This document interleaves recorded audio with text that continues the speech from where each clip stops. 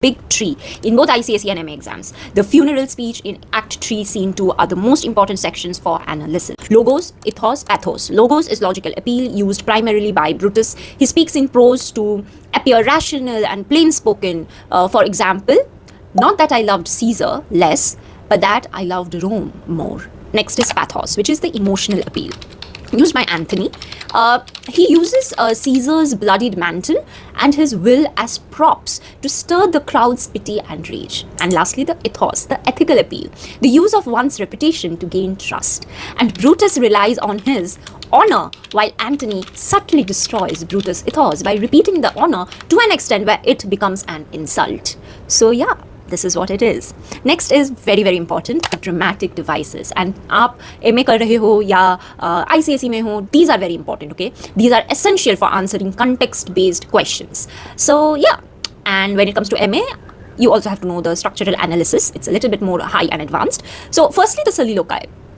Soliloquy, when a character speaks their inner thoughts aloud to the audience. So the audience can hear it, but the other characters cannot hear it because it's just happening in your mind basically. Brutus' famous quote, "It must be by his death," in Act 2, Scene 1. It reveals the internal struggle and justifies the murder to himself through an allegory of a quote-unquote serpent's egg. Next is dramatic irony. When the audience knows something, the characters do not. And for example, the audience knows the conspirators. They know that the conspirators are waiting with daggers, while Caesar tells them, "Good friends, go in and taste some wine with me." Now this foreshadows the danger. Next is the foreshadowing and omens. It is used to build a sense of inevitable fate, something that is beyond your control.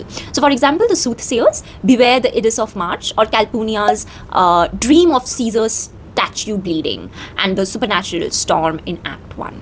So all these tend to say that something bad is going to happen. Lastly, the figurative language, which is anachronism. It is a historical inaccuracy. For example, Shakespeare uses clock as a symbol of the tick-tock striking of the time passing. Now in Act 2, Scene 1, right, this happens. Even though the mechanical clocks didn't actually exist in ancient Rome. So yeah, he uses his own creativity. Lastly is apostrophe, which is addressing someone absent or dead, as if they were present. For example, Antony addresses Caesar's corpse, "Oh, pardon me, thou bleeding piece of earth." Lastly is the metaphor and simile, right? ये सच्ची last है.